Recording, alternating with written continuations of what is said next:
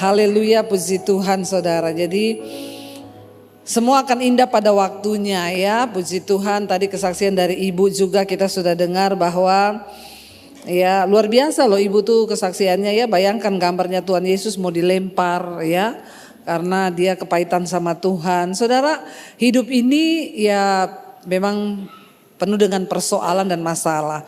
Tapi makanya kita harus dekat dengan Tuhan, dan ketika masalah terjadi ya mungkin kita bertanya ya kenapa masalah itu datang.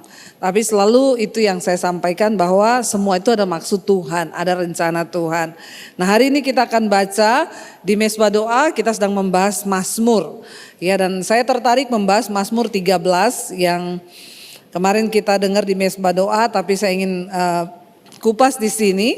Mazmur 13 di sana judul perikopnya kalau saudara lihat adalah doa kepercayaan. Ya, ini doa kepercayaan dari Daud. Mazmur 13 ayat yang pertama untuk pemimpin biduan Mazmur Daud ya. Ayat yang kedua saudara lihat di sana.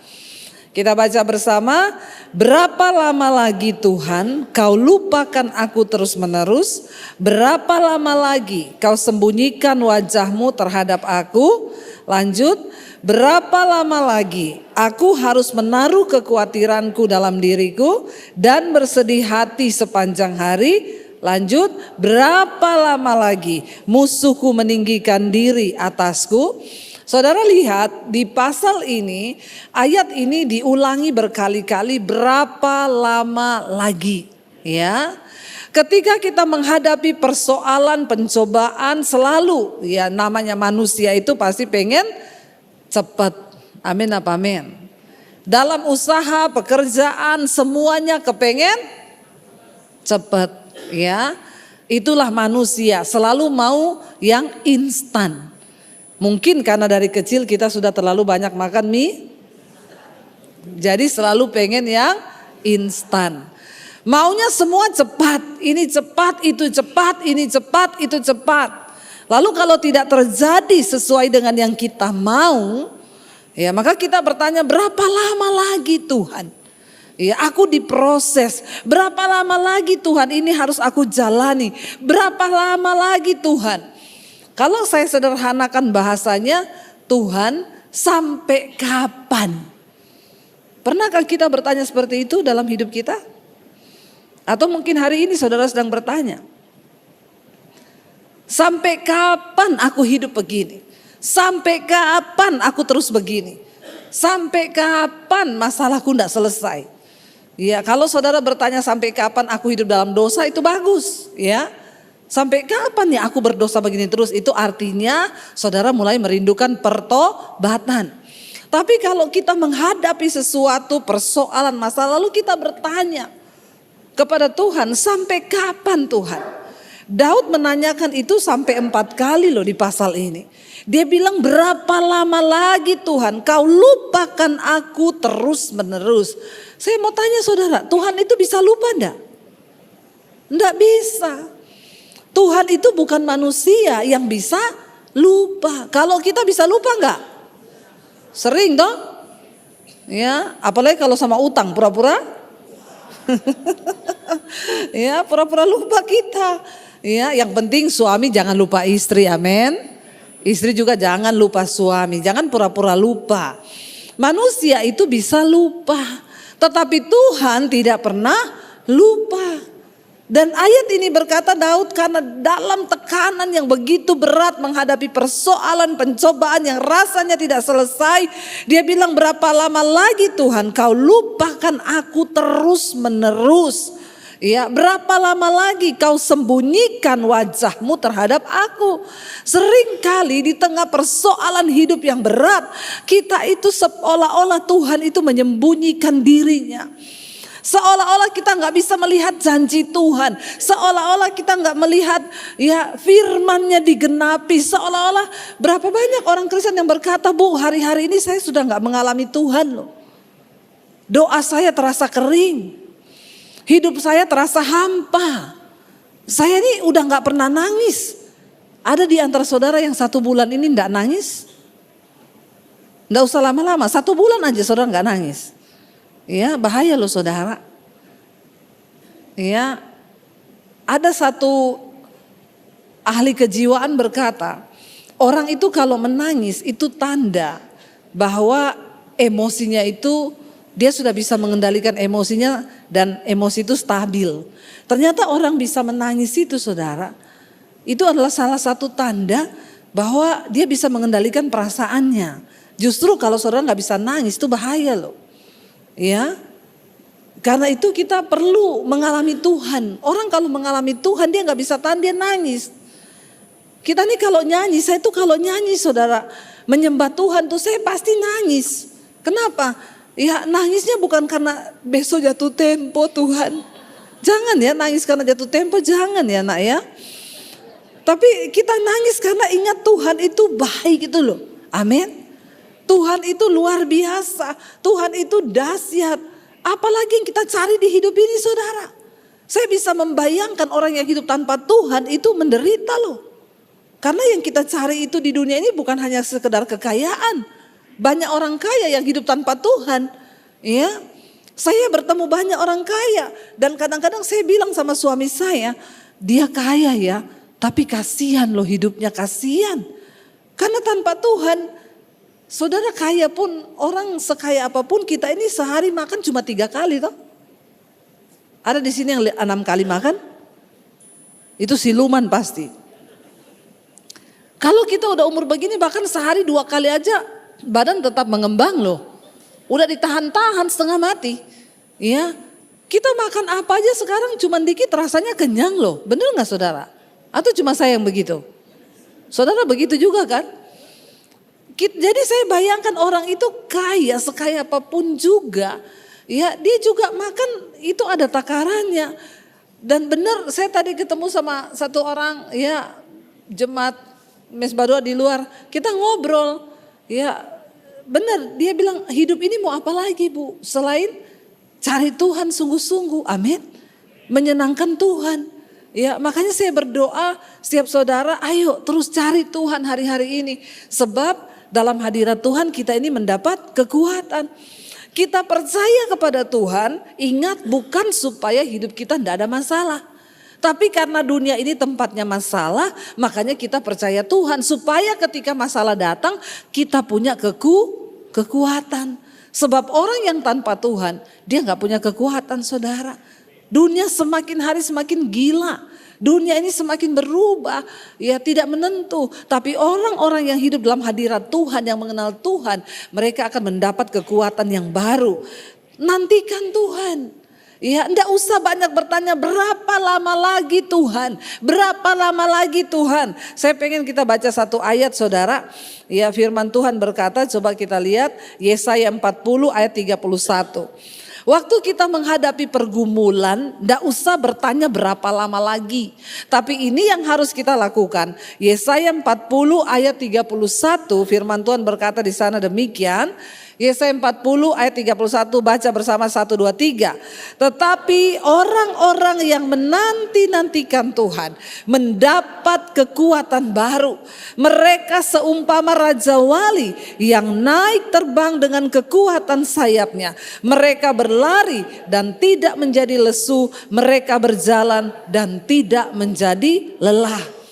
Daripada kita bertanya sampai kapan Tuhan? Berapa lama lagi Tuhan aku mengalami ini? Mending kita menjadi orang yang menanti-nantikan Tuhan. Yang berkata Tuhan aku menantikan Engkau. Aku menantikan pekerjaan tangan-Mu atas hidupku. Aku menanti-nantikan Tuhan. Karena ayat ini berkata orang yang menanti-nantikan Tuhan mendapat kekuatan baru. Ayo nantikan Tuhan dalam hidup kita. Orang yang menantikan Tuhan itu senantiasa punya kekuatan yang baru. Saudara melihat keadaan hari-hari ini rasanya iman kita mau menjadi tawar. Menghadapi persoalan hidup rasanya tidak ada kekuatan. Tapi orang yang menanti-nantikan Tuhan mendapat kekuatan yang baru. Waktu kita menghadapi masalah, yang pertama yang kita butuhkan bukanlah jalan keluar. Tapi yang pertama kita butuhkan ketika menghadapi masalah adalah kekuatan. Sebab ketika kita punya kekuatan untuk menanggung persoalan itu, maka kita akan berbahagia. Dan firman ini berkata, orang yang menantikan Tuhan mendapat kekuatan baru. Mereka seumpama raja wali yang naik terbang dengan kekuatan sayapnya. Saudara, raja wali itu ketika menghadapi badai, dia akan menari di tengah badai, sebab dia menggunakan kekuatan badai itu untuk dia makin naik terbang tinggi. Artinya apa saudara? Kita orang-orang yang di dalam Tuhan, waktu kita menghadapi pergumulan hidup, pakailah pergumulan itu untuk menjadi satu sarana bagi kita, level iman kita naik semakin tinggi. Ibu, saya yakin ibu mungkin kalau tidak kena stroke seperti itu, ibu tidak akan mengerti tentang kebaikan Tuhan. Ibu hanya akan menjadi orang yang mengaku percaya sama Tuhan, tapi ibu tidak punya pengalaman pribadi bersama dengan Tuhan. Ketika diizinkan kena stroke, ternyata terlihat iman yang sebenarnya. Dia berkata, Tuhan tuh jahat.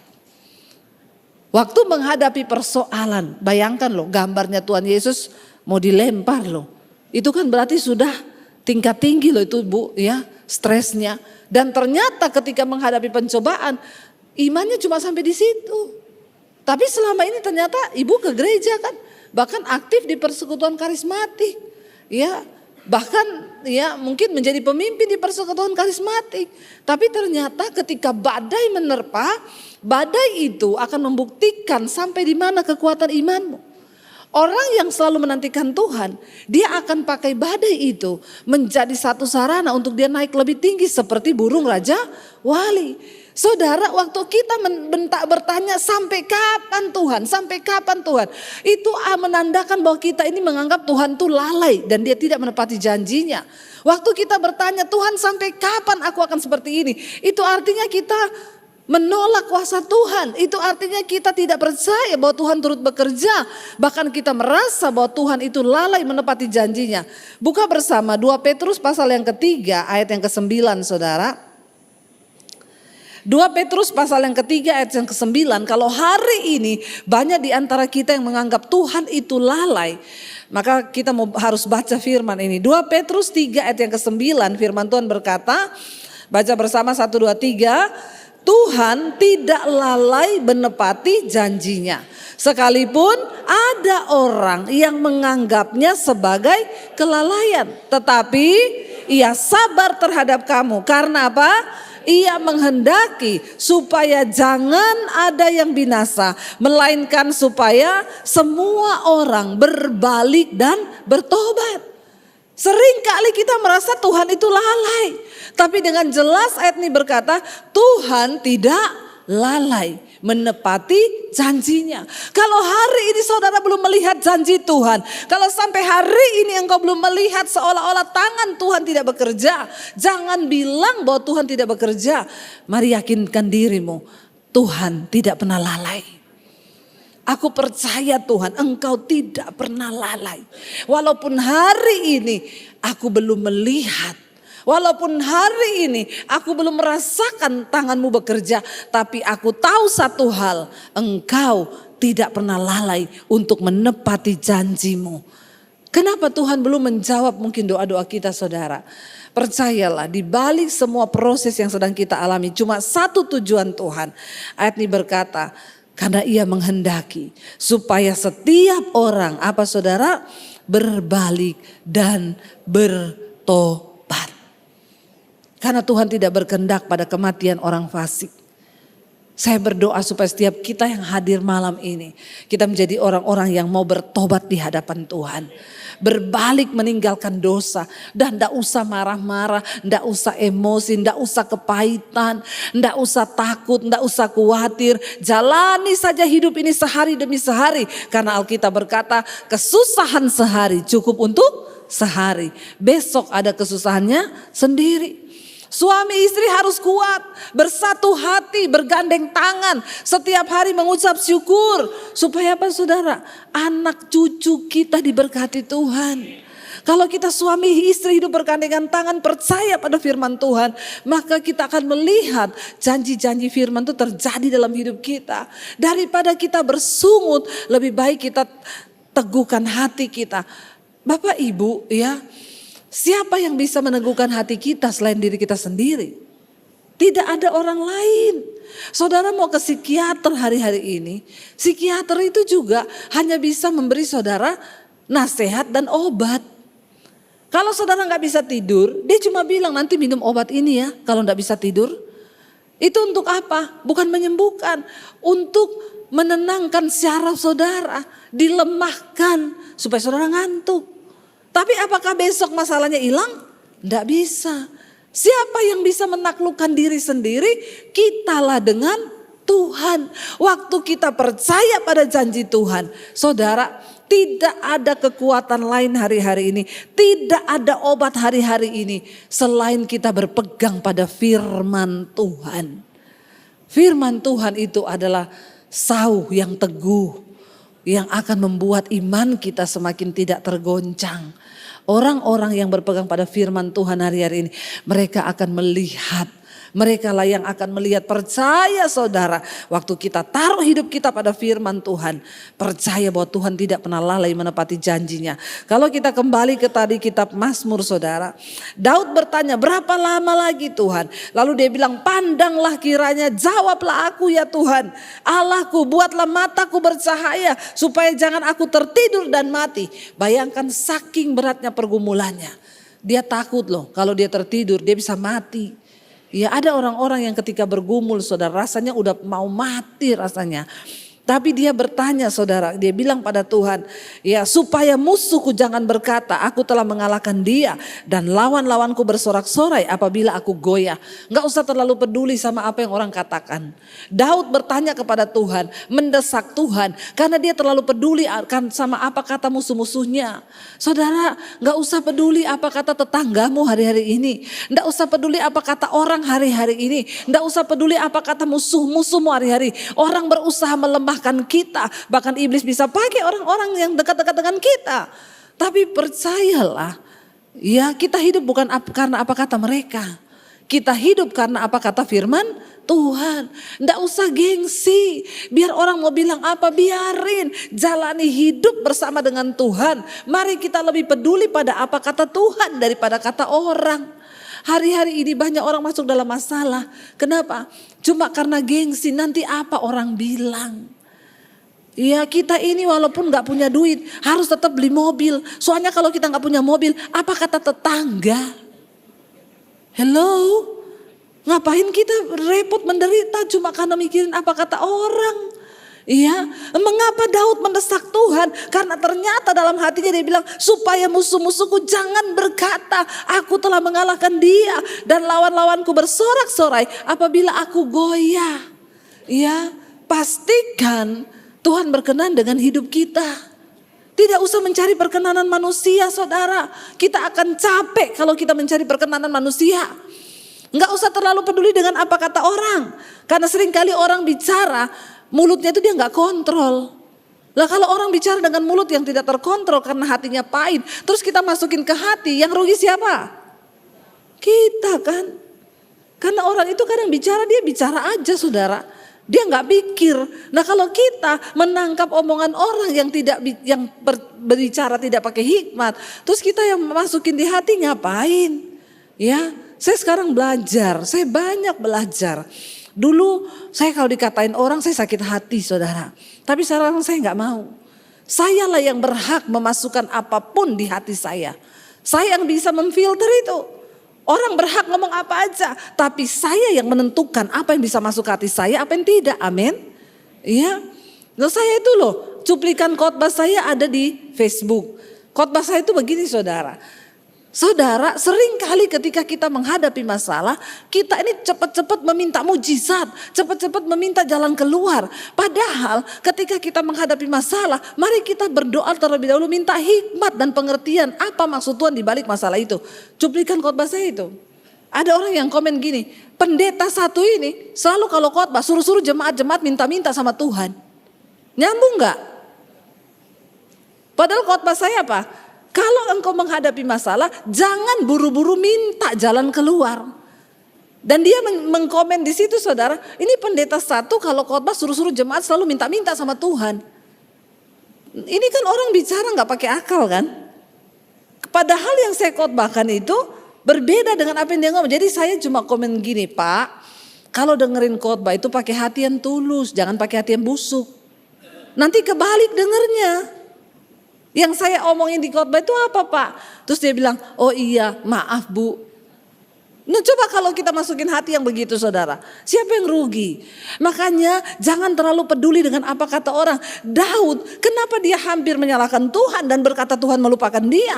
Karena dia bilang supaya jangan musuh-musuhku beranggapan bahwa aku ini sudah goyah. Bahwa mereka itu mengalahkan aku. Enggak apa-apa. Orang beranggapan pun kita kalah. Orang beranggapan kita ini apa. Enggak apa-apa. Emang gue pikirin. Ada juga gue singkirin. Amin. Jangan dimasukin hati. Ampuni orangnya, buang perkataannya. Mari belajar hidup menurut perkataan firman Tuhan saudara.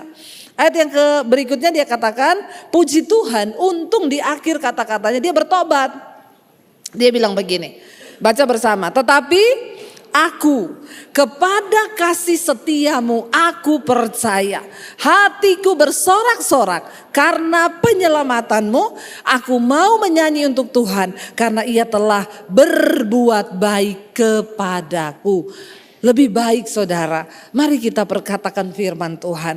Mari kita berkata, tetapi Tuhan biar orang mau ngomong apa.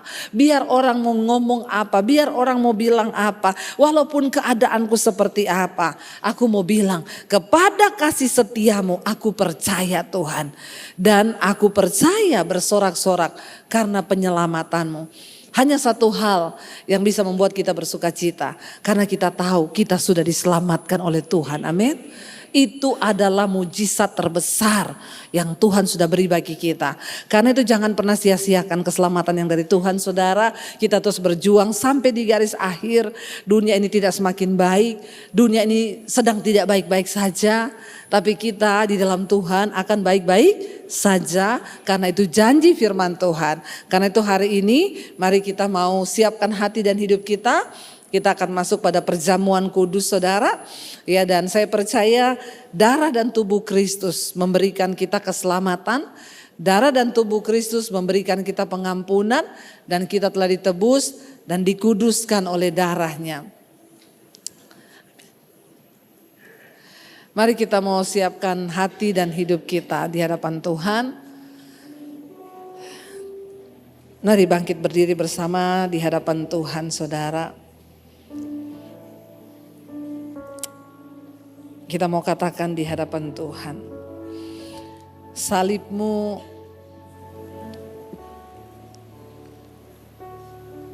membuka mata kami Tuhan. Pengorbananmu membuka mata kami bahwa Engkau Tuhan yang sudah melakukan sesuatu yang besar untuk keselamatan hidup kami. Katakan bersama, salibmu membuka mataku, betapa berharga nilai hidupku. Amin. Menanggung semua dosaku, berikan hidupmu menggantikan diriku,